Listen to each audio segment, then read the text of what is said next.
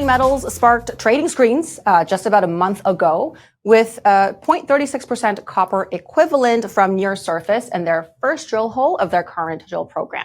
Now, Matt Wilson, CEO of Sterling, is back to report what they found in their final 3 drill holes from the same program.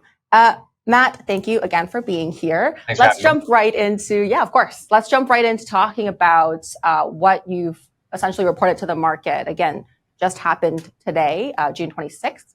So you've traced mineralization over 1 kilometers of strike and 300 meters vertically. What else about what you found is important for us to know? I think a couple of things are really good just to harp on quickly, where you highlighted that it was the first hole of this drill program and then the last 3 holes of this drill program. This is actually the first 4 holes we've ever drilled on this project, in something that's been around from the 70s and very sporadically explored. And so this is very early days, and in our first 4 holes, as you pointed out, we've hit the same sort of mineralization over a kilometer, traced it 300 meters down. It's probably 250 to 300 meters of width in the package. And in the press release today, you see the resistivity, which is very correlated to mineralization. This lower grade kind of bulk tonnage system is 700 by 800 by very, very large, right? And so when you're thinking of a large system, this is definitely one of those things that with those just 4 holes, I think that we've proven up that this is something that's very big. So when can investors expect a preliminary resource estimate at this point? What we wanted to do is show that the resistivity mattered, that there was this big blob, right, of low grade copper that was near surface that really would be very mineable the way that we found it today. This is so early. We're just sorting out even what's going on in it. I think what's really important for investors to pinpoint in these releases is that we're finding the same higher grade portions that are related to these different rocks that have not been found on the project before. And so in this scenario, you see these very high grade intervals, these little smaller grade intervals of bornite, and this alteration and all these scientific terms in porphyry exploration that basically just says you have the right rocks and a healthy system that can suggest that the grade of what you have could be very high. And 0.36 is not high. 0.31 is not high. They are fine. That would all be mined, but that is not a high grade porphyry system. What we get excited about is that this thing is very large. We've just shown that in 4 holes. But in the rocks, you have the right geochemistry and the right alteration and all the things that you look for in something that could be a much higher grade system. So now you have something that's very big and could be higher grade. And you kind of have this downside protection with the lower grade stuff that we've already found. So for us, we're very excited about what's coming next, because hopefully as we move forward, we can pinpoint where this large system turns into a large higher grade system. Mm-hmm. And that's where things get really exciting. Well, this kind of leads into my next question, which is, so how are you balancing the economic potential here of this larger, lower grade system that you've highlighted versus focusing drilling on the higher grade zones like the 0.74% copper equivalent interval? I think that our next program, you're going to be balancing both, right? So you got to fence, you're going to fence this thing. I think that our advisor, Neil O'Brien, who spent a long time in the Vicuña district with Filo and NGX and Lundin, and his saying is that big systems, they want to be found. They don't hide very well, right? And so in this scenario, 4 holes, 4 hits, it's not hiding from us here.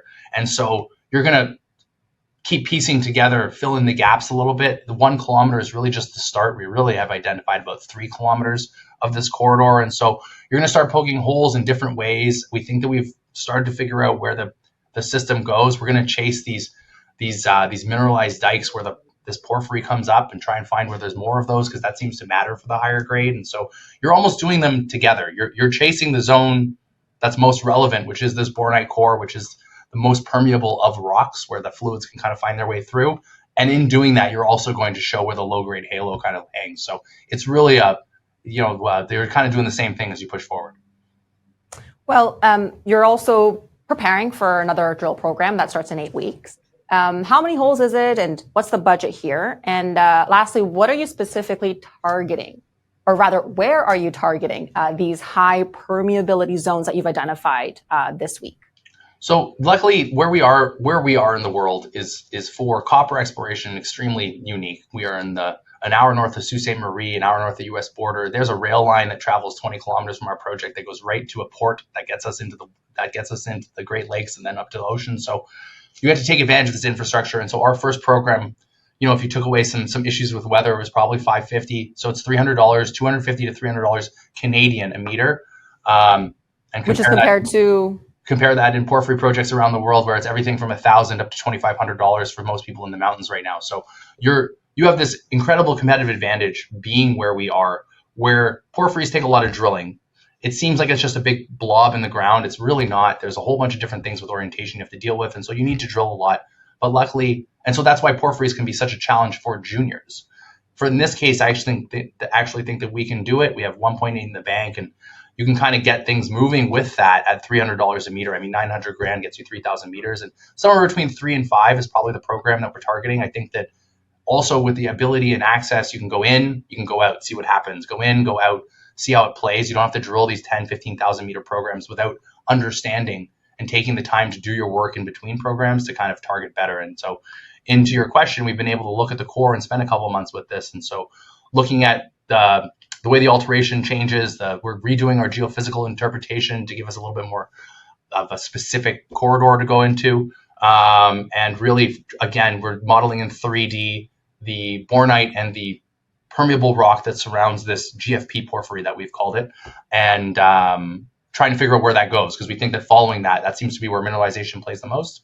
And so following that down is the idea would be to find where it really opens up into a larger system of better grade.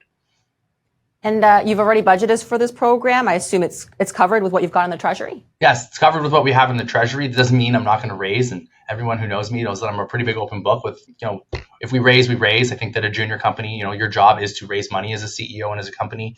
It's trying to figure out what the best balance of shareholder value and raise is. We have 31 million shares out and money in the bank, and I think we're in pretty good shape to push forward. But I think that if there is a raise on the horizon, then it would be quick. Wouldn't be a lot. Like, you're not diluting shareholders by a lot here. You're not overhanging the market. This is something that you could do really quickly. And again, like I said, 900 grand basically gets you 3,000 to 4,000 meters. So that is very unique in porphyry exploration. Now, assuming that you'll continue to turn out good news when it comes to your drill results, what do you think is your realistic timeline to get this project to a preliminary economic assessment? So it's a great time to be in copper, especially when you're an hour north of the border, and especially when you're right off a highway and by rail in your report, because you have Mark Carney out there who's talking about getting critical metals to market to pay for NATO defense spending. You have this world of protectionist environment where you need copper in our life just to protect us from not having copper. When you need anything that has limited space to move electricity around, you need copper wiring. So I think that the talk of aerospace, the talk of whatever we're talking about being self-reliant about, you need copper. And so you can drill quickly here, you can drill cheaply here. I think PEAs take long time in copper porphyry exploration because things take a very long time. So if you're up in the Andes, you have 4-month drill season, you have to wait, you get all your assays, you go back. Here you drill all year round. And ideally, if we're tagging this ore body in the next drill program, you basically go in, if you can find the heart of it, you kind of play it out from there. You get your initial resource done, you get your initial PEA done. I think that, the 18 to 24 month time horizon for getting this thing going, I think would be very realistic if you're into it. We think that we're right in the right area of this project. And I think that even fast, there's definitely the potential to do things quicker here than you would see most other places because of location and because of the macro environment right now in Canada.